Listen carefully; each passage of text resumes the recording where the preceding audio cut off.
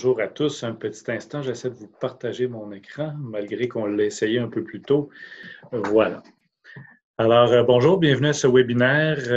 William Gobey, je suis avocat en immigration depuis plus de 10 ans maintenant, chez RM Recrutement International, qui est une firme spécialisée en recrutement de travailleurs étrangers, qui se spécialise là essentiellement sur le recrutement aux Philippines. Et on verra là un peu plus tard dans la présentation pourquoi les Philippines, justement, pourquoi RM se spécialise là-dessus. Donc, RM, c'est une équipe là, de professionnels en ressources humaines, en francisation, en intégration, pour accompagner de A à Z là, les travailleurs ici au Québec et les entreprises dans leur projet d'embauche de travailleurs étrangers. Alors, comme Mme Yao l'a précisé, je suis très habitué de faire des conférences en personne où on y va sur un mode un peu plus interactif.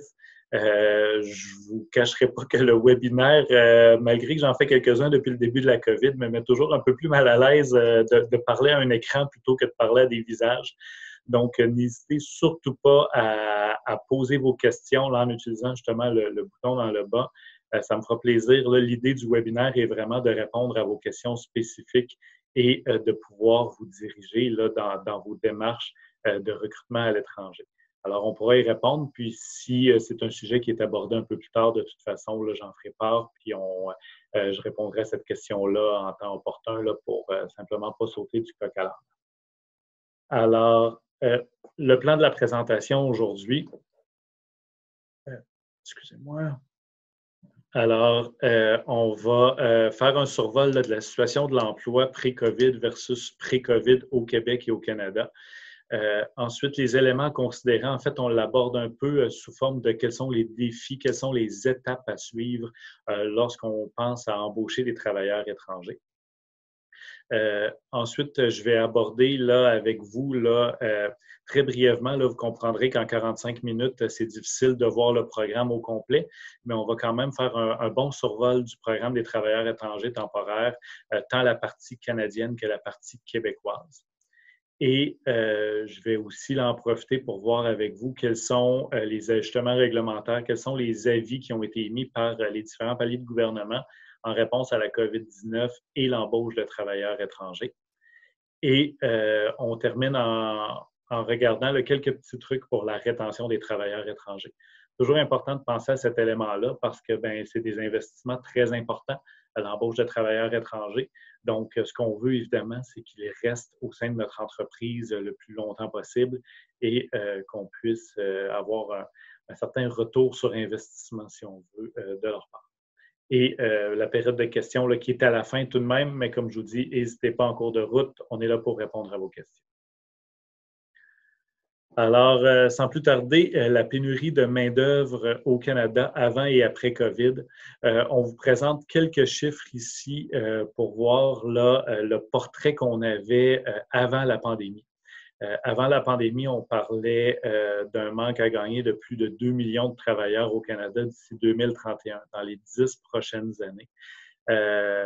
Une autre statistique là, qui n'apparaît pas ici, là, mais dont certains se souviennent peut-être, lors du premier mandat de Justin Trudeau, en fait, en campagne électorale, il avait mentionné, là, selon des chiffres là, qui provenaient de laboratoires de recherche au Canada, là, donc de véritables statistiques, que le Canada, pour demeurer compétitif sur la scène internationale, devrait compter 100 millions de personnes pour l'année 2100. Faites le calcul comme vous le voulez, là, mais dans tous les cas, pour se rendre à ce chiffre-là dans les 80 prochaines années, ça prend des immigrants, ça prend de la main-d'œuvre étrangère qui vient contribuer à développer la population parce que, comme vous le savez, le Canada, c'est une population vieillissante. Donc, on doit compter sur l'aide extérieure, si on peut dire ainsi. En février 2020, donc tout juste avant la crise liée à la pandémie, on parlait d'un taux de chômage au Canada qui était de 7,3 %, mais un taux réel à 2,5 %, ce qui est essentiellement du plein emploi d'un océan à l'autre. Oui, au Québec, c'était encore plus fort, mais malgré tout, là, on le voyait, là, nous étant une entreprise qui est présente partout au Canada, on le voyait avec des clients dans toutes les provinces que le besoin de main-d'œuvre est extrêmement fort. Plus difficile à combler au Québec, mais un besoin qui est quand même présent partout au Canada. Maintenant, avec la crise de la COVID, c'est clair que ces chiffres-là ont grandement changé. En ce moment, on parle de taux de chômage là, considéré pan-canadien de plus de 13 ce qui est très, très, très loin de ce qu'on vivait là, en février et même au début mars 2020. Ce taux-là, par contre, il faut faire bien attention. Là, comme employeur, vous êtes tous très conscients des effets que la PCU peut avoir sur le taux de chômage qu'on nous annonce actuellement, sur les difficultés à recruter de la main-d'œuvre qui préfèrent, dans plusieurs cas, malheureusement, en ce moment, profiter de la PCU plutôt que de retourner au travail. Donc, les chiffres sont extrêmement biaisés en ce moment. Il faut faire vraiment attention lorsqu'on voit que le taux de chômage a explosé, etc.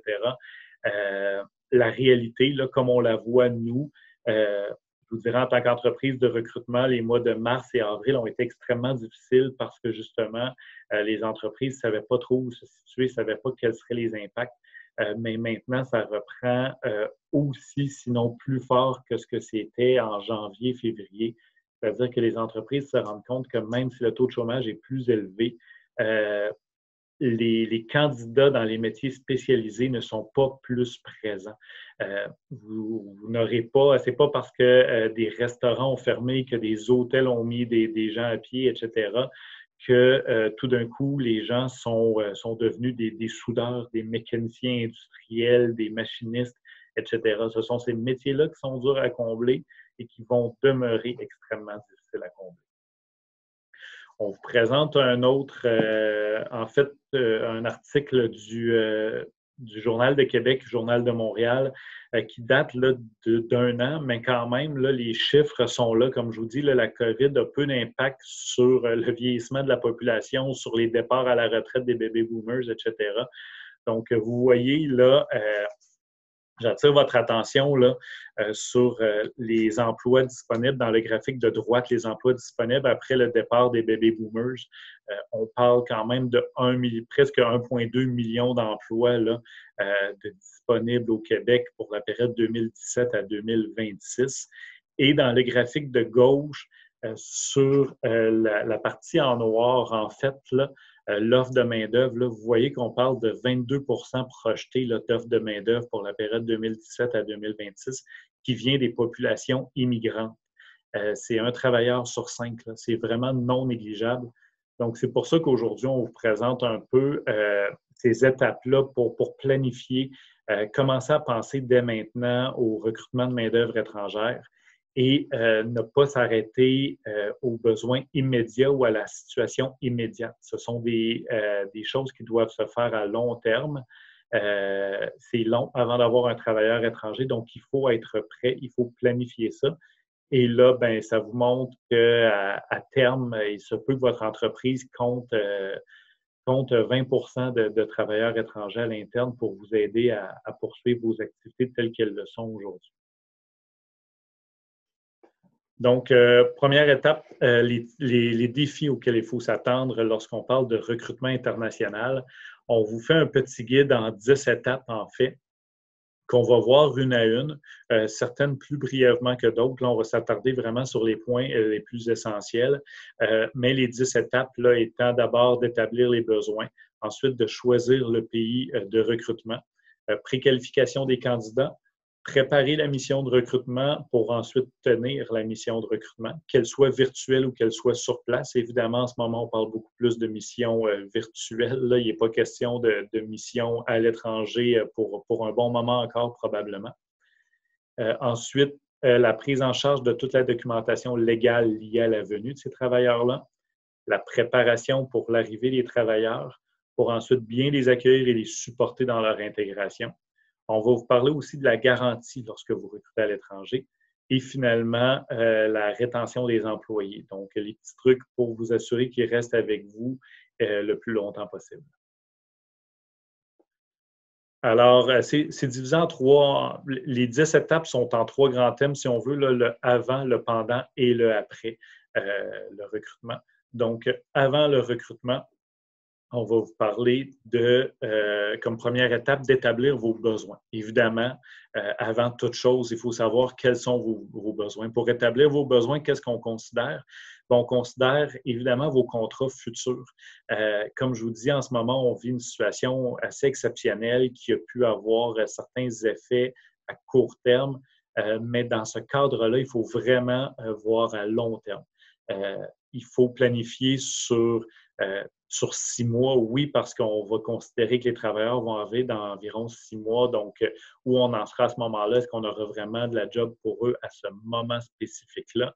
Mais au-delà de ça, dans 1 an, dans 2 ans, dans 3 ans, si on veut demander à l'immigration d'avoir un permis qui est valide pour 2 ans, pour 3 ans, pour ce travailleur-là, bien évidemment, il faut leur justifier que les contrats qui s'en viennent ou l'expansion, la courbe de croissance de notre entreprise, elle nous amène vers ça et pour s'assurer de ne pas perdre de contrat, on va avoir besoin de cette main-d'œuvre-là qui sera là au moment où on en aura besoin et non d'avoir à attendre encore plusieurs mois une fois que le contrat sera rentré. Il faudra évidemment choisir le bon code CNP, une chose qu'on n'est pas trop habitué en tant qu'employeur, la classification nationale des professions. Les processus d'immigration se basent sur cette code CNP-là. Et on verra un peu plus tard là, pourquoi on vous dit que c'est important de choisir le bon code CNP. Ça aura plusieurs impacts sur le processus d'immigration, sur les délais et sur la durée des permis qu'on pourra obtenir par la suite. La détermination du salaire et les exigences d'emploi. Encore une fois, là, on fait toujours une distinction en matière d'immigration entre le haut salaire et le bas salaire. Qu'est-ce que c'est? Ben, en fait, c'est déterminé selon le salaire médian au Québec à chaque année qui est publié par le ministère de l'Immigration du Québec. Et ce salaire-là, pour l'année en cours, là, depuis le mois d'avril, est fixé à 23,09 $. Donc, si vous offrez moins de 23,09 $, on considère que le travailleur étranger est à bas salaire. Encore une fois, là, on verra plus tard dans la présentation pourquoi cette distinction-là est importante. Et je vous expliquerai aussi là, un peu plus tard là, la détermination du salaire là, en ce moment en période de COVID, à quel point elle est importante, elle est primordiale d'offrir un bon salaire et de se coller sur le salaire médian au Québec et au Canada actuellement. Et finalement, ben, choisir les programmes d'immigration, donc résidence temporaire, résidence permanente, différents programmes. Évidemment, au Québec actuellement, comme vous le voyez sûrement dans l'actualité, les programmes sont extrêmement limités malheureusement au Québec. Donc ça, je vous dirais que c'est un peu plus ailleurs au Canada où ils ont certaines opportunités. Donc si vous avez des places d'affaires ailleurs au Canada, les opportunités peuvent être plus grandes pour vous. Par contre, vous comprendrez qu'aujourd'hui, comme en fait, là, on m'a fourni la liste des participants et vous êtes tous basés au Québec. Là, donc, on va s'attarder vraiment sur le processus d'immigration québécois. Puis, il me fera plaisir par la suite de répondre à des questions ailleurs au Canada, là, si vous en avez. Donc, en deuxième étape, choisir le pays. Une étape qui est extrêmement importante. On a tendance, en fait, vous avez tendance comme employeur, là, pour le voir souvent, à vous laisser un peu influencer là, rapidement sur un choix de pays. C'est pas négatif là, ce que je vous dis, mais en fait, de vous faire présenter un pays et de dire, bon, ben c'est parfait, s'ils sont qualifiés, ça me va. C'est bien au-delà de ça. Selon les régions où vous êtes, etc., il faut vraiment penser au pays, à la culture des gens que vous faites venir. Oui, il faut penser à la religion, c'est tabou, mais il faut quand même y penser. Quels impacts ça pourra avoir, la religion, au-delà de la langue. Qu'est-ce que le candidat représente, qu'est-ce qu'il amène comme culture, comme valeur. Et bien au-delà de ça, la paperasse, les délais que tout ça va engendrer. Entre autres, vous avez certains pays là, qui sont dispensés d'une obligation de visa pour venir au Canada, donc ça va beaucoup plus rapidement. D'autres pays où, au contraire, les visas sont extrêmement difficiles à obtenir, des régions du monde où on voit qu'il y a quand même une certaine corruption, donc ça devient encore plus long d'obtenir tous les papiers. Donc, c'est vraiment quelque chose à réfléchir. Et on vous indique là, dans le bas, là, comme CRM qui le présente, pourquoi les Philippines. Parce que nous, évidemment, on met extrêmement d'emphase sur les Philippines. Et j'en profite là, pour vous expliquer un peu pourquoi les Philippines sont considérées comme vraiment un pays de choix lorsqu'on fait du recrutement international. En fait, il y a beaucoup de raisons. Oui, ce sont des candidats qui ne parlent pas français. Par contre, ils parlent tous anglais. Extrêmement ouverts à apprendre le français, d'ailleurs, lors de leur arrivée. Les Philippins, ce sont des gens qui ont des formations extrêmement poussées, qui vont, lorsqu'on parle, exemple, de mécaniciens, ce sont des gens qui vont avoir fait des formations directement chez les manufacturiers au Japon, en Arabie Saoudite, en Inde, en Thaïlande. Ils ont des CV extrêmement intéressants. Par contre, dans leur pays, ils sont maltraités, si on veut, des salaires moyens de 300 par mois pour 72 heures de travail par semaine en moyenne. C'est vraiment ridicule. C'est des gens qui essaient d'aller travailler à l'étranger. Il y a 8 millions de Philippins qui travaillent ailleurs dans le monde actuellement. Par contre, le Canada est un des seuls endroits qui leur permet d'avoir une résidence permanente. Ces gens-là, lorsqu'ils vont travailler ailleurs, ils savent que c'est pour généralement de 1 an à 3 ans. Lorsqu'ils viennent au Canada, c'est parce qu'ils veulent s'y établir. Ils amènent leur famille, ils sont ici à long terme, ils veulent faire leur vie au Canada et élever leurs enfants ici.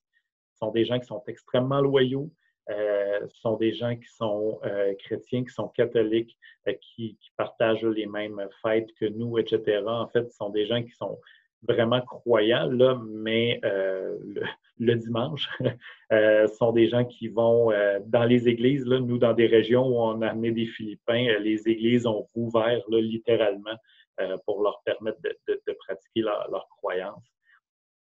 Et ils sont extrêmement fidèles envers leur employeur. Comme je vous dis, pour eux, le Canada, c'est un rêve, c'est une chance pour eux de venir ici. Donc, ils doivent le monde à leur employeur et ils le savent. Donc, une fois que vous avez choisi le pays, on va parler de la préqualification des candidats. Je vais passer plus rapidement cette étape-là là, parce que le temps file et je veux m'attarder sur d'autres éléments un peu plus.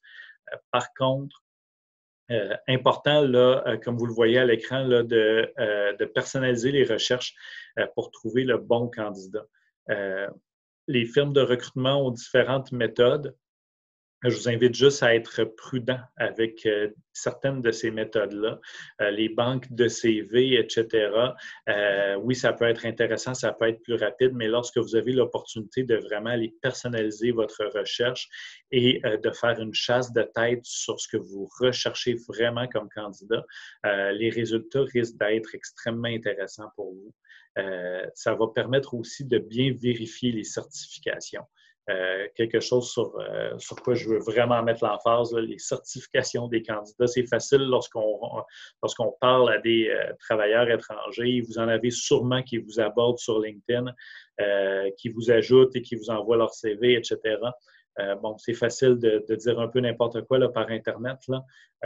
Il faut s'assurer que les diplômes obtenus, que les attestations d'emploi sont réelles, que cette expérience-là, elle est vraie et que le candidat a les qualifications nécessaires. Et un autre point sur lequel je veux attirer votre attention, c'est le dernier dans le bas, de ne pas être en compétition avec d'autres employeurs lors du processus de recrutement. En fait, là, tout simplement, d'éviter, en fait, et c'est une recommandation, là, je ne sais pas s'il y en a qui l'ont vécu, là, mais des missions à l'étranger, là, souvent organisées par le gouvernement, où on met un pool d'employeurs et là, c'est les employeurs, en fait, qui se retrouvent en compétition entre eux pour vendre leur entreprise, pour pouvoir ressortir avec des candidats de là, plutôt que l'inverse, et essayer de trouver le meilleur candidat. Parce que vous faites des missions qui sont vraiment privées, ça va vous permettre d'avoir les meilleurs et de ne pas avoir à passer une semaine à dire à quel point votre entreprise est meilleure que celle de votre voisin, là, ça ne vous amène pas nécessairement le candidat recherché de cette façon-là. On va maintenant passer à l'étape du pendant, où on va s'attarder un peu plus. Donc, le moment où tout ça devient plus concret. Alors là, on en est à l'étape de préparer la mission de recrutement. Encore une fois, là, on vous recommande d'obtenir du soutien pour ça parce qu'il faut déterminer certaines choses. Est-ce qu'on va aller faire les entrevues sur place ou par Skype? Évidemment, là, en ce moment, vous comprendrez que les entrevues sur place sont mises de côté pour tout type de recrutement, là. Par contre, bon, ça va certainement revenir. Il y a des avantages à être sur place lorsque c'est possible de le faire. Ça, c'est certain. D'abord, d'être sur place. Selon le pays où on va, là, évidemment, là, du recrutement en France, bon, on comprend qu'on partage quand même un peu certaines valeurs, un peu le même type de culture. Par contre, lorsqu'on va en Amérique du Sud, dans certains pays africains, même aux Philippines, la culture est extrêmement différente. Donc, vous allez chercher 5, 6, 10 candidats. C'est important de savoir comment ils vivent, eux. C'est quoi leur réalité quotidienne pour pouvoir les aider par la suite à bien s'intégrer ici au Québec. Ça permet beaucoup mieux de comprendre leur réalité que si vous faites une simple entrevue par Skype. Parce que dans une mission sur place, bien, vous allez passer une semaine là, vous allez vous déplacer, vous allez découvrir la région. Au-delà de passer des entrevues, ça va vous permettre un peu de connaître vos candidats un peu plus en profondeur. Évidemment, là, en ce moment, et dans certains cas, l'entrevue Skype est nécessaire et c'est bien correct. Par contre, lors de cet entretien-là, ben, c'est là que c'est important d'avoir des gens avec vous qui connaissent bien le pays de recrutement pour pouvoir vous faire un peu là, ce petit cours 101-là sur la culture, sur les différences culturelles que vous allez rencontrer et surtout sur la façon de tenir l'entrevue avec ces candidats-là. Bon, planification du voyage si vous allez à l'étranger et préparation des tests de compétences, un élément extrêmement important de planifier, d'avoir accès à des centres de formation, d'avoir accès à certaines machines. Ce sont des choses qui se font. Il ne faut pas négliger ça, comme je vous dis, de seulement se fier sur le CV de la personne, sur ses attestations d'emploi. C'est loin d'être suffisant. C'est là qu'on risque d'avoir des mauvaises surprises à l'arrivée du candidat. Alors que si on est capable de faire les tests de compétences au préalable, au moins ça vous démontre certaines choses. Les tests peuvent être extrêmement poussés. On a accès à des centres de formation à l'étranger, à une série de machines là, qui est assez impressionnante selon les marques, selon les modèles, selon ce que vous désirez. On peut envoyer des plans, en fait, directement là-bas pour faire un test filmé en live où on va voir vraiment les compétences d'une personne, que ce soit pour de la soudure, pour du pliage, pour de la coupe, bois, métal, etc. On peut vraiment valider ça du dessin. Même dans le dessin, on le voit beaucoup. On va leur fournir le logiciel et leur demander dans un temps X de réaliser tel dessin. Ça vous permet de voir vraiment la compétence du candidat avant d'investir énormément d'argent dans son ensuite, une fois que vous avez préparé tout ça, que vous avez votre centre de formation, que vous avez envoyé les tests pour que tout soit prêt là-bas, bien là, on tient la mission de recrutement. La mission, qu'elle soit virtuelle ou non, c'est la même chose. Évidemment, d'être supporté par des spécialistes en ressources humaines. Bon, souvent, vous allez avoir votre propre département RH. Par contre, votre département RH, bien, il peut être extrêmement compétent sur la gestion des ressources humaines québécoises, canadiennes. Par contre, avoir peut-être un peu moins l'habitude de travailler avec des travailleurs étrangers selon votre entreprise. Donc, c'est important d'avoir des gens en RH qui travaillent avec des travailleurs étrangers pour savoir, encore une fois, quels défis vous allez rencontrer selon le pays. Comment aborder la personne on voit comme image une poignée de main, ben c'est aussi simple que ça. Est-ce qu'on leur serre la main à ces candidats-là? Comment on les reçoit? Eux, quand ils nous parlent, ils ne nous regardent pas dans les yeux. Est-ce que c'est parce qu'ils fuient? Est-ce que c'est parce que, ils mentent, etc.? Ou c'est simplement parce que dans leur culture, c'est du respect, etc.? Ça fait partie de tout cet accompagnement-là qui est important de savoir. La traduction selon le pays où vous allez, négociation des contrats, le plan de remplacement, extrêmement important. Vous allez choisir des candidats, mais préparez-vous des plans B. Le candidat, il est à l'étranger. Ça se peut, dans quelques cas, que le candidat en cours de route dise « Ah ouais, finalement, ma situation familiale, etc. Ça ne fonctionne pas, je ne pourrai pas venir. » Ben là, vous avez déjà perdu un certain temps. Ben, si vous aviez déjà un plan B de prévu, au lieu de tout recommencer le processus, ça facilite énormément. Ces gens-là sont à l'aise avec ça, ils le savent, qu'ils sont un peu un plan B, si on veut, et au moins, ils ont une opportunité d'emploi et ils seront prêts à la prendre au moment opportun. Alors, il ne faut vraiment pas négliger ça. Je vais passer, je vois le temps qui file, donc je veux vraiment avoir le temps d'aborder certains points plus spécifiques avec vous. Comme je vous dis, on pourra revenir si vous avez des questions spécifiques par la suite. Et encore une fois, n'hésitez pas à interrompre en cours de route. Alors, comme sixième étape, la documentation légale. C'est là-dessus qu'on va s'attarder un petit peu plus. Affichage de postes à pourvoir. En fait, je vais en parler dans quelques instants là, du traitement simplifié au Québec. Par contre, lorsque vous n'êtes pas en traitement simplifié, dans plusieurs cas, vous allez avoir à afficher les postes. Et ça, c'est à ne pas négliger. Beaucoup d'employeurs, lorsqu'ils entament des démarches de recrutement à l'étranger, vont dire « Ah oui, mais j'ai déjà sauvé l'affichage, ça fait 6 mois que c'est affiché. » Oui, mais ce n'est pas affiché dans la grande majorité des cas, ce n'est pas affiché selon les critères d'Immigration au Canada. C'est extrêmement strict, les critères. On doit afficher sur guichet emploi et selon que c'est bas salaire ou haut salaire, on devra afficher sur certains sites spécifiques pour toucher à des candidats potentiels au Canada qui répondent à notre marché. Vraiment, ne pas négliger l'affichage du poste, à vous faire accompagner sur cette démarche-là pour s'assurer de ne pas perdre trop de temps.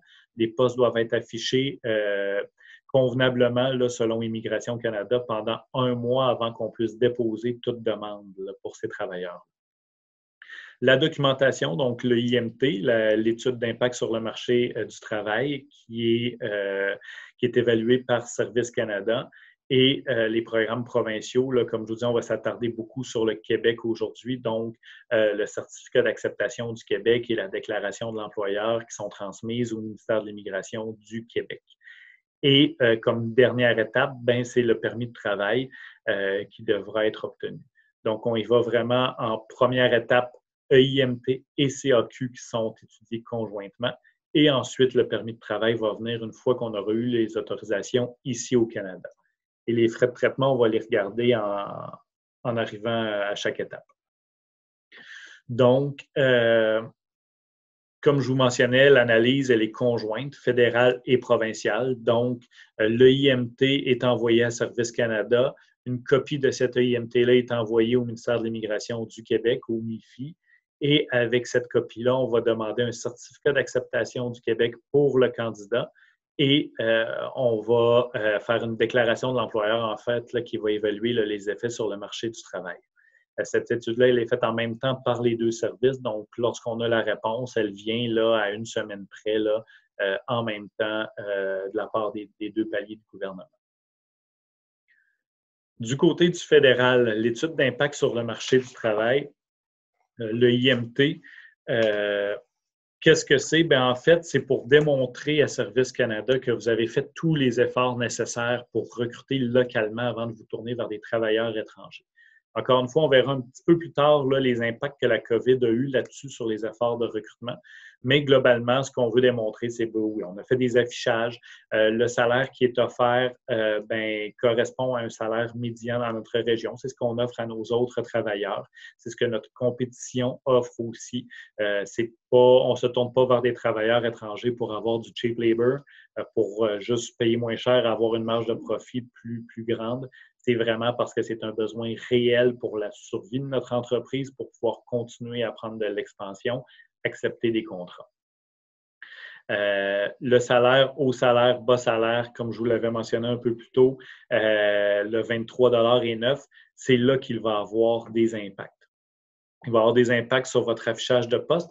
Il va avoir des impacts aussi sur le plan de transition. C'est-à-dire que si vous embauchez des travailleurs à haut salaire, on va devoir fournir dans le IMT un plan de transition.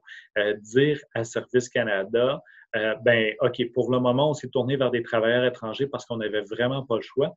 Par contre, voici ce qu'on va faire dans le futur pour s'assurer de trouver des travailleurs canadiens ou encore que nos travailleurs étrangers deviennent des résidents permanents et qu'ils puissent en fait être considérés comme des Canadiens, si on veut, dans notre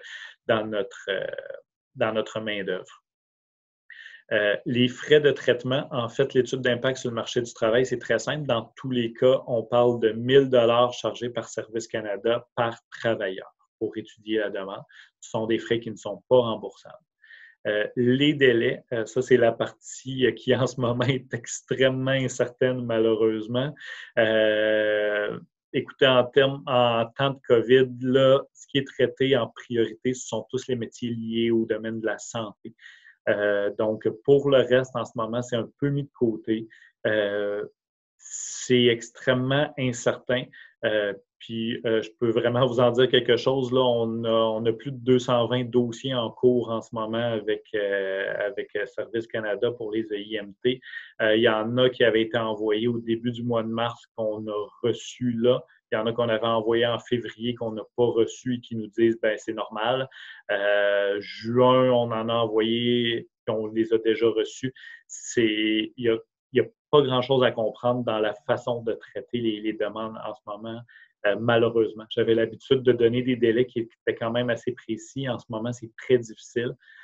Par contre, là, attendez-vous, là, je vous dirais, là, lorsqu'on va parler de haut salaire, à au moins avoir un bon 3 mois de délai actuellement. Et pour le bas salaire, là, on peut s'attendre à 4 à 5 mois là, facilement pour le moment. Aussi sur le marché sur le IMT, pardon, un élément important, c'est le fameux 10 % dont plusieurs d'entre vous avaient dû entendre parler. Qu'est-ce que c'est le 10 %? C'est en fait pour les travailleurs à bas salaire, en bas de 23,09 $. Vous ne pouvez pas, par lieu de travail, c'est bien important de noter ça, c'est par lieu de travail, ce n'est pas pour l'entreprise. Donc, sur un lieu de travail, vous ne pouvez pas avoir plus de 10 % de travailleurs étrangers dans des postes à bas salaire, 10 % de votre main-d'œuvre. Le calcul, là, il y a d'autres petites choses qui entrent en compte là, pour pouvoir jouer un petit peu avec ce 10 %-là. J'en ferai pas le tour, là, on n'a pas le temps aujourd'hui. Par contre, c'est un élément à considérer. Ce 10 %-là, c'est pour les bas salaires, mais les bas salaires qui ne font pas partie de la liste des professions admissibles au traitement simplifié. Je fais une petite parenthèse avant de passer au traitement simplifié. J'ai vu dans la liste des participants qu'il y a certaines entreprises qui sont plus axées là, sur l'informatique, sur les IT. Il y a un élément là, encore une fois, que je ne traiterai pas malheureusement, là, faute de temps, mais je pourrais répondre à vos questions. C'est le volet des talents mondiaux, qui est tout autre chose pour les professions dans le domaine des technologies de l'information, en fait, et qui est extrêmement avantageux pour vous, entre autres en termes de délai, parce qu'on va parler de délai là, garanti d'une certaine façon, dans 90 % des cas, de 10 jours ouvrables pour le traitement de la demande et ensuite de 10 jours ouvrables pour le traitement de la demande de permis de travail. Donc, au total, des candidats qui pourraient arriver là, dans un genre de 1 mois à 2 mois pour certains métiers dans ce domaine-là, extrêmement intéressant. Donc, fin de la parenthèse, je reviens au traitement simplifié. En fait, avant de passer à la prochaine slide, traitement simplifié, qu'est-ce que c'est? C'est une liste qui est publiée annuellement par le ministère de l'Immigration du Québec, dans laquelle on cible des professions qui sont en forte pénurie. Et on assume automatiquement que, comme elles sont en forte pénurie, on n'a pas besoin d'afficher le poste pendant un mois pour essayer de trouver des candidats. On sait qu'il n'y en a pas. Cette liste-là, si vous l'avez utilisée l'an dernier, elle était devenue régionale, ce qui était une extrêmement mauvaise idée parce que ça faisait qu'on séparait les régions et qu'un soudeur pouvait être en simplifié dans une région et dans la voisine ne pas l'être littéralement. Donc, on l'a ramené provincial. Les emplois qui sont listés cette année depuis le mois de février sont pour partout au Québec, peu importe où votre entreprise se trouve. En fait, c'est pour le lieu de travail.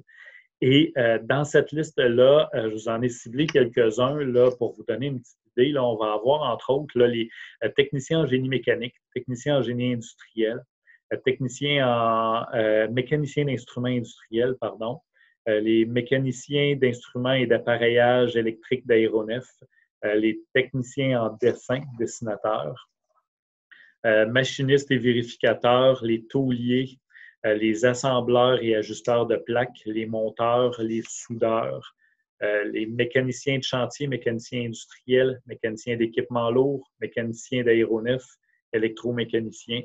La liste a 226 titres d'emploi. Donc, quand je vous disais un peu plus tôt que c'était important de trouver le bon code CNP, c'est là que ça devient majeur. C'est-à-dire que si on trouve un bon code CNP qui se trouve dans la liste des professions admissibles au traitement simplifié, on vient de sauver beaucoup de temps. On vient de sauver l'affichage d'un mois. On vient aussi de tomber dans un traitement pour le haut salaire. Peu importe le salaire qu'on va avoir offert aux candidats, on est considéré comme haut salaire. Donc, des délais de traitement plus rapides et surtout, le fameux 10 % ne comptera pas. Donc, traitement simplifié, vraiment à considérer selon les tâches. Parfois, on peut avoir une appellation d'emploi à l'interne, mais quand on regarde les tâches, on peut se rendre compte que ça correspond bien à un autre code CNP. C'est important de regarder ça avec beaucoup, beaucoup d'attention. Le CAQ, je passe rapidement. Là, en fait, le CAQ, c'est en même temps que le IMT. Donc, pour démontrer que les candidats qu'on a recrutés, ils répondent bien aux exigences. Donc, là, on va démontrer leur qualification, leurs expériences de travail, leurs diplômes, pour démontrer que oui, on recherchait tel type de candidat au Québec, on recherchait des gens avec tant d'expérience, avec tel diplôme. Bien, c'est exactement ça qu'on a trouvé à l'étranger. On va fournir un contrat de travail aussi dans lequel on va avoir déjà indiqué le salaire, les conditions d'emploi, les avantages sociaux, etc. Et pour ce qui est des frais de traitement, on va parler là, au total de 404 $ par candidat. Donc, 202 $ par candidat pour le CAQ et 202 $ par candidat pour la déclaration de l'employeur là, qui est jointe au CAQ. Les délais, bien évidemment, c'est la même chose que pour le IMT. Comme c'est une étude conjointe, tout vient en même temps. Je vous dirais qu'en ce moment, on remarque quand même que les délais semblent beaucoup plus provenir du Québec. On a des dossiers qui ont été envoyés sur lesquels je fais des suivis actuellement, qui ont été envoyés il y a 3 mois. On a les preuves de réception à leur bureau et eux me mentionnent que les enveloppes d'il y a 3 mois commencent à être ouvertes actuellement à cause du télétravail. Donc, la situation devrait revenir à la normale, là, mais en ce moment, c'est sûr qu'il y a beaucoup d'incertitudes en termes de délai, malheureusement. Ensuite, on revient dans le processus par étapes. On en était rendu à la 7e étape, c'est préparer à l'accueil des recrues. Je vais le passer rapidement. Là, le temps file extrêmement rapidement actuellement. Donc, juste penser à certaines choses, là, leur billet d'avion.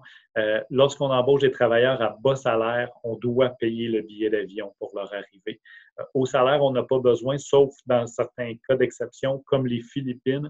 Les Philippines, c'est le pays là-bas qui exige que les employeurs étrangers payent le billet d'avion, peu importe le salaire offert. Ensuite, il faut leur trouver un logement, il faut meubler ce logement-là, s'assurer qu'ils aient un compte bancaire à leur arrivée. Les assurances, très important parce que lorsqu'ils arrivent, ils ne sont pas immédiatement couverts par la RAMQ. Donc, il faut s'assurer qu'ils aient une assurance privée le temps que la RAMQ entre en compte. On va considérer 3 mois d'assurance privée à leur arrivée. Et la francisation, si ce sont des travailleurs qui ne sont pas francophones, important d'entamer ça dès leur arrivée, même au préalable. Fortement recommandé de commencer les cours lorsqu'ils sont à l'étranger pour qu'ils arrivent avec une certaine base, au moins être capables de dire bonjour à leurs collègues et bonjour, ça va, là, c'est au moins une base. Et ben, la préparation de vos employés aussi, qui est à ne pas négliger. Si vous n'avez jamais eu de travailleurs étrangers à l'interne, vous assurez que vos employés sachent qu'il y a des gens d'une autre culture qui s'en viennent, comment les accueillir, comment s'assurer qu'ils soient bien intégrés, qu'ils soient acceptés en milieu de travail. Donc, une fois qu'on a préparé, ben là, on les accueille, on les intègre, on va les chercher à l'aéroport, on va aller visiter le lieu de travail avec eux, on va s'installer, connaître le quartier, s'assurer qu'il y ait une épicerie de fête avec eux, un cellulaire, avoir accès à l'Internet, etc. Rencontrer leurs nouveaux collègues, extrêmement important, organiser des activités du club social, des choses pour être certain qu'ils se sentent bien accueillis dès leur arrivée. Ça va beaucoup vous aider à leur intégration et à ce que tout se déroule bien dès l'arrivée des personnes. N'oubliez jamais que ces personnes-là ont fait des milliers de kilomètres, ont quitté leur famille, leurs amis pour venir travailler pour vous. C'est des humains que vous faites venir là. Oui, c'est pour vous aider dans votre entreprise, mais ce sont des humains. Mettez-vous à leur place si vous faisiez l'inverse, comment vous aimeriez être accueillis. Ça va vous donner les réponses à ce qu'il faut faire pour les aider de leur côté. Et après l'arrivée, ce n'est pas terminé. Rapidement, obtenir une garantie, extrêmement important lorsque vous faites affaire avec une agence de recrutement à l'étranger. La garantie, elle est là pour ça. Si l'agence, elle est confiante en ses qualités, elle va vous en offrir une garantie qui va généralement là, être de 3 mois après l'arrivée des candidats, dans laquelle on va dire, ben, si le candidat arrive, puis finalement que, bon, vous aviez embauché un soudeur, puis la première fois que vous avez mis ça dans les mains, vous ne savez pas trop quoi faire avec, ben, on va le retourner, puis on va vous en trouver un autre. Par contre, là, on dit, bon, la garantie, c'est pour les ici. Évidemment, ça ne couvre pas tout. Là. Un travailleur qui ne s'entend pas avec ses collègues de travail, bon, ben c'est malheureux, mais ça arrive aussi avec des Québécois. Là, c'est du cas par cas toujours en termes de garantie. Il faut voir qu'est-ce qui est possible d'être fait à l'interne, comment on peut les aider, comment on peut s'assurer que tout se déroule bien, puis faire accompagner pour mettre ces choses-là en place. Et finalement, la 10e étape sur laquelle je veux insister, c'est la rétention des employés. Donc, francisation qui va beaucoup, beaucoup aider à les garder auprès de vous. S'assurer qu'ils fassent une certaine immersion, qu'ils ne vivent pas entre eux en communauté étrangère dans votre région. Si vous faites venir 10 travailleurs, de tous les loger ensemble, vous allez un peu les ghettoiser si on veut. Ils vont parler leur langue, ils vont conserver leur culture. C'est important de s'assurer qu'ils s'intègrent dans leur environnement. Une autre chose, c'est le renouvellement du permis de travail. Le permis que vous allez obtenir va être entre 1 an et 2 ans, et 3 ans, pardon. Ben, si vous leur dites déjà que vous allez les aider dans le renouvellement, que vous allez prendre ça en charge, ben, ça va faire en sorte qu'ils vont rester encore plus longtemps. Les aider à obtenir leur résidence permanente au moment opportun. Les aider à faire venir leur famille aussi. Ça, c'est toujours quelque chose qui est extrêmement recherché. On ne recommande pas dès le départ de faire venir les conjointes, les enfants. Laisser le temps aux travailleurs de s'installer, de devenir à l'aise dans son nouveau milieu de vie pour ensuite pouvoir bien accompagner sa famille dans leur intégration. C'est fortement recommandé, mais toujours apprécié. Là, 1 an après, exemple, là, que la famille vienne le rejoindre, que la femme puisse se faire offrir un emploi elle aussi, tout ça. C'est des démarches qui se font relativement bien à coût nul pour l'employeur, mais au moins de pouvoir leur dire qu'on les met en contact avec les bonnes personnes, qu'on va les supporter dans ces démarches-là. C'est extrêmement important. Et je saute tout de suite pour qu'on puisse traiter quand même quelques minutes de la période d'incertitude que nous vivons, donc les impacts à prévoir post-COVID. Il y en a plusieurs. Il y en a des positifs, il y en a des négatifs. Entre autres, pour la durée maximale des permis pour les postes à bas salaire. Donc, pré-COVID, en fait, lorsqu'on était en bas de 23 et 9 sauf dans certaines très rares exceptions, on pouvait obtenir des permis pour une durée d'1 an maximum seulement. C'était renouvelable, mais bon, avec les délais dont je vous ai parlé, là, de 6, 7, 8 mois dans certains cas, le travailleur arrivait, il fallait presque immédiatement se mettre sur le processus de renouvellement pour qu'il soit dans les délais l'année d'après. Ça faisait aucun sens.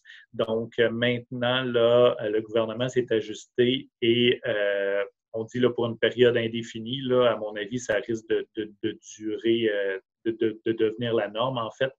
Maintenant, pour les postes à bas salaire, on permet un permis d'une durée de 2 ans. Extrêmement intéressant. Prolongation de la période de validité des EIMT, c'est-à-dire que si vous avez obtenu des EIMT ou que vous êtes en cours d'en obtenir, avant le IMT, en fait, lorsqu'on le recevait positif, on avait 6 mois pour déposer une demande de permis de travail. Maintenant, on l'a prolongé à 9 mois et encore là, le 9 mois va devenir jusqu'à ce que tout réouvre. Parce que oui, en fait, là, un élément extrêmement négatif de la COVID, c'est que les bureaux des visas à l'étranger, les bureaux qui traitent les demandes de permis de travail à l'étranger, ont tous fermé. Certains sont en train de réouvrir très, très lentement. Ceux qui réouvrent en ce moment, c'est essentiellement l'Europe, là, je vous dirais. Ailleurs, c'est encore très difficile. Donc là, ben, on se retrouve avec un EIMT positif, un CAQ pour le candidat, mais on n'est pas capable d'avoir son permis de travail. Donc là, il n'y a pas de crainte à y avoir. L'EIMT va demeurer valide, puis on pourra le faire venir lorsque tout réouvrira, lorsque tout reprendra la normale.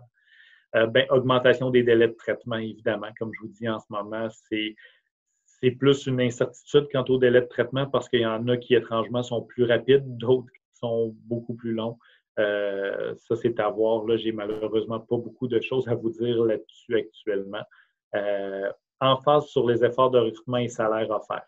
Ça, c'est une chose qui est majeure. C'est que là, on met beaucoup, beaucoup d'importance au salaire médian. Donc, peu importe ce que vous offrez à vos travailleurs, même si on dit, bon, ben, à l'interne, c'est un peu ça qu'on offrait. Oui, ça va passer, là, mais quand même, les agents vont poser plus de questions parce qu'eux, ce qu'ils regardent là, vraiment à la base, c'est quel est le salaire médian sur guichet emploi dans votre région pour ce poste-là et le salaire médian qui est publié par le ministère de l'Immigration à chaque année dans le guide des salaires médians au Québec. Et on ne parle pas, là, avant, on parlait de quartile. Là, on parle vraiment du salaire médian. Et les efforts de recrutement doivent être encore plus vigoureux. L'affichage doit être très clair, doit être bien fait. Et tout affichage qui avait été fait avant le 15 mars n'est plus considéré parce qu'on dit que la situation de l'emploi au Québec a changé. Réduction des seuils d'immigration, je mets un point d'interrogation parce que c'est quelque chose qui a été soulevé, si on veut, par le premier ministre Legault. Ça n'a pas évolué là, pour le moment. J'imagine que ça va être à l'étude. Donc, à suivre de ce côté-là, mais c'est quand même quelque chose qu'il faut considérer. Et finalement, les règles de santé et sécurité qui sont beaucoup plus strictes. Votre travailleur, lorsqu'il va arriver, il doit être mis en quarantaine immédiate dans un logement qui est préparé pour lui, où il a la nourriture, où il a tout ce qu'il faut pour être là pendant 14 jours. Aucun contact avec l'extérieur. Et pendant cette quarantaine-là, vous devez le payer 30 heures par semaine. Il y a tout un guide là, qui est publié par le gouvernement à cet effet-là. C'est important de bien suivre les règles lorsque le travailleur arrive de l'étranger pour être sûr d'avoir aucun problème là, en ce moment. Et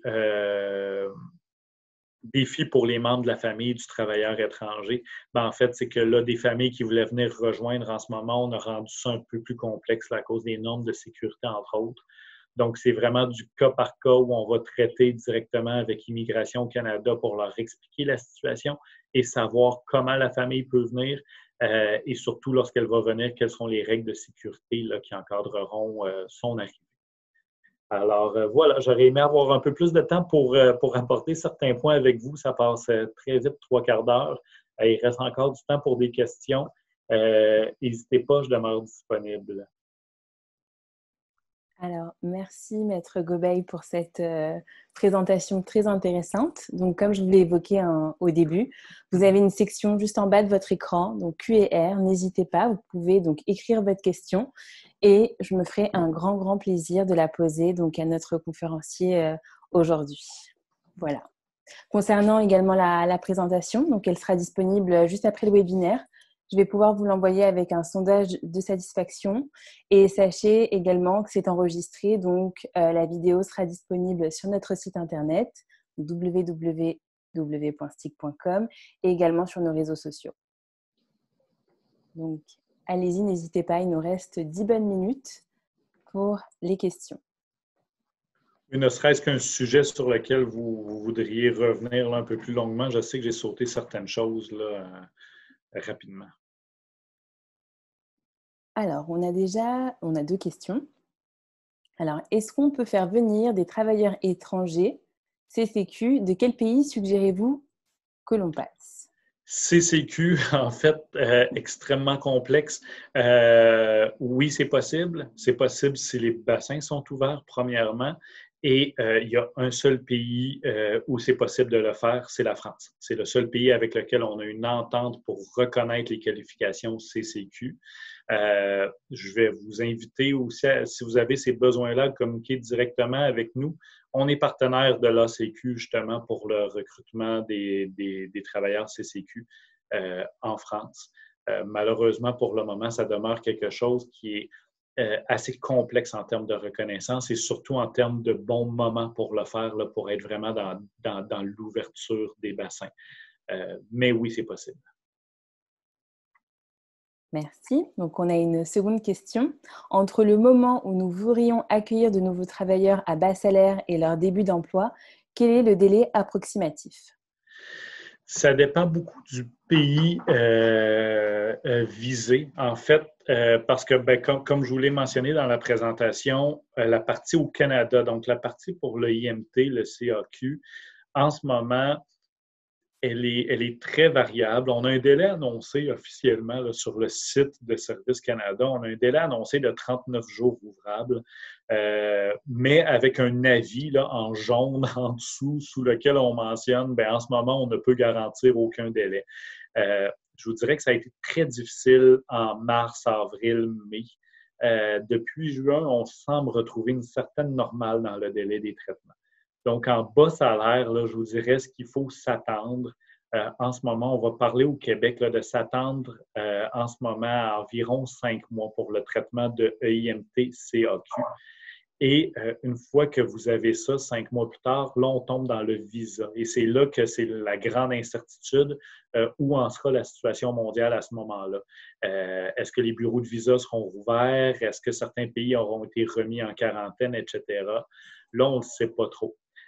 Si vous embauchez en Europe, exemple, ou dans des pays exemptés d'obligations de visa, dont les États-Unis et le Mexique aussi, une fois que vous avez le IMT, le CAQ, c'est instantané. Le candidat peut embarquer dans l'avion, s'en venir, obtenir son permis de travail à l'aéroport, ça se fait très bien.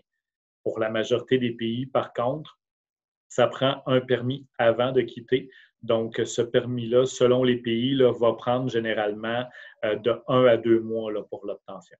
Donc, au total, on va parler là, de, je vous dirais, pour un bas salaire actuellement, considérer un bon 7 mois là, avant l'arrivée de ces travailleurs. Merci. Donc, on a encore 2 autres questions. La première, c'est est-ce que vous pouvez bien clarifier les changements faits pour les bas et hauts salaires? Oui, en fait, en termes de changements faits, c'est vraiment essentiellement la durée du permis. Donc, pour le bas salaire, on permet maintenant un permis valide pour 2 ans. Pour le haut salaire, il y a eu très peu de changements faits, si ce n'est que sur les affichages, qui concernent aussi les bas salaires. Donc, les affichages qui ont été faits avant le 15 mars 2020 ne sont plus considérés. On demande de refaire ces affichages-là pendant 2 semaines minimum. Les affichages qui doivent être faits sur guichet emploi et lorsqu'on est à haut salaire, on va devoir faire ces affichages-là sur des sites à portée nationale. Nous, on recommande généralement, Guichet Emploi est obligatoire et 2 autres sites. On recommande Emploi Québec et un autre site de type Jobilico ou Indeed. Et lorsqu'on est à bas salaire, c'est Guichet Emploi, mais les 2 autres sites doivent être des sites qui s'adressent à des minorités dans votre région spécifique. Donc, on va viser des communautés autochtones, on va viser les personnes handicapées, des communautés immigrantes. ce sont souvent des plus petits sites, des organismes régionaux qui vont pouvoir afficher ça, mais on doit vraiment démontrer que l'effort a été fait pendant 2 semaines supplémentaires suite au 15 mars. Donc, pour le moment, ce sont vraiment les seuls changements qu'on a vécus au salaire et bas salaire. Alors, j'ai une autre question. Merci. Y a-t-il un délai maximum entre la fin de la validité de l'offre sur un guichet d'emploi et le dépôt de l'EIMT CAC? Merci. Oui, ben en fait, oui, très important. Excellente question. L'affichage sur guichet emploi doit demeurer actif jusqu'à ce qu'on reçoive la confirmation de l'EIMT. Donc, en cours de traitement, il faut s'assurer que cet affichage-là de guichet emploi demeure actif en tout temps. Il faut le renouveler parce qu'il va expirer, mais il faut vraiment le renouveler, s'assurer de le faire dans les temps. Et surtout, en fait, considérez que c'est seulement guichet emploi. Les autres sites que vous avez utilisés, vous n'avez pas besoin de les garder actifs. Par contre, l'autre, si le traitement de l'EIMT prend 7 mois, ben, votre affichage sur guichet emploi doit durer 7 mois. Et j'en profite pour faire une petite parenthèse là, avec les changements qu'on a vécu aussi, c'est que avant la COVID, on pouvait parler de, nous, notre besoin est dans 6 mois. Donc, l'affichage pouvait dire qu'une entrée en poste, exemple, on le fait aujourd'hui, on pouvait dire, l'entrée en poste est pour janvier 2021. Il n'y avait pas de problème. Maintenant, on demande vraiment que le besoin soit immédiat. Aussi étrange que ça puisse paraître, là, parce qu'on vous dit, les délais de traitement, on ne les contrôle pas, mais votre besoin doit être immédiat. C'est un peu particulier, mais c'est quand même la réalité, c'est qu'on veut vraiment s'assurer que le travailleur que vous embauchez, vous êtes capable, si jamais il arrivait demain, que vous avez de l'emploi à lui fournir à ce moment-là spécifique, que votre entreprise en ce moment, elle n'est pas en période de grande mise à pied, que vous avez rappelé tous vos gens qui pouvaient occuper ce poste-là, et que vous n'êtes pas là à vous questionner si vous allez poursuivre vos activités ou fermer. Donc, vraiment très important que tout ce qui est là, affichage, guichet emploi, etc., soit pour des besoins immédiats. Alors, pour faire suite à la question de Madame Sauvé concernant les travailleurs étrangers CCQ, oui. Madame Sauvé a une autre question. Donc, quels sont les coûts moyens qu'une agence peut demander à une entreprise pour faire tout le processus? Les coûts semblent varier énormément d'une agence à l'autre pour un travailleur à haut salaire. Oui, en fait, je vous dirais, le haut ou bas salaire a très peu d'impact sur les coûts réels de recrutement à l'étranger. Bien important de le comprendre. Oui, les coûts varient énormément d'une agence à l'autre. Par contre, ce qu'il faut s'attarder, c'est quels sont les coûts réels. J'ai travaillé longtemps en cabinet privé. J'avais plusieurs clients qui étaient des firmes de recrutement et je voyais comment les tarifs étaient annoncés. Et c'est ça. Ça peut bien paraître d'annoncer un taux à 5 000 $ initialement, mais lorsqu'on ajoute tous les frais, ça monte énormément. En toute transparence, nous, on est sur des taux, là, selon les situations, mais qui vont varier entre 15 000 et 16 500 $ par travailleur dans une formule tout inclus. Donc, dans ces taux-là, vous devez calculer là, que vous avez 1 000 $ par candidat de IMT. Vous avez 404 $ au Québec par candidat. Vous avez les frais du permis de travail, 155 $. Vous avez le billet d'avion, vous avez des assurances à payer pour ce candidat-là lorsqu'il arrive. Là, les 3 premiers mois d'assurance, c'est vous qui les payez. Vous avez l'intégration qui est incluse, des services d'intégration, des gens qui vont les accompagner, les préparer, passer 3 jours avec eux. Vous avez tous les services juridiques, donc il n'y a pas de légal qui s'en va à l'externe. Donc, il n'y a aucun autre frais par la suite. Je vous dirais que si vous avez des taux qui vous sont offerts plus bas ailleurs, parce que lorsqu'on regarde là, notre compétition, si on veut, là, saine et honnête, les taux sont toujours les mêmes là, à quelques centaines de dollars près. Lorsque c'est plus bas, ça monte très, très, très rapidement pour atteindre ce 15 000 $-là. C'est inévitable. Évidemment, il y a certains pays où c'est peut-être un peu plus simple, un peu moins dispendieux. Lorsqu'on recrute, entre autres, en Europe, c'est plus simple. Là, je comprends que la question venait de Mme Sauvé là, pour la CCQ, donc pour Pour le recrutement en Europe, généralement, on va être un peu plus autour d'un 12 à 14 000 mais globalement, là, il faut quand même, là, pour un recrutement général, il faut vous attendre à aller débourser environ 15 000 par candidat. Parfait, merci. Il y a Madame Sauvé qui vous remercie. Écoutez, ça met fin à la période de questions. Donc, je vous invite à contacter directement Maître Gobeil. Vous avez ses coordonnées qui sont affichées là actuellement à l'écran si vous avez d'autres questions. Maître Gobeil, merci pour cette présentation vraiment très, très intéressante. Merci à tous d'avoir été présents ce midi. Sachez que c'est la dernière activité de STIC pour la période estivale. Nous reviendrons donc à partir de fin août avec d'autres webinaires STIC. Donc, en attendant, je vous souhaite de passer donc un bon après-midi et un très bel été. Merci à tous. Bonne journée. Merci À à bientôt. tous. Au revoir.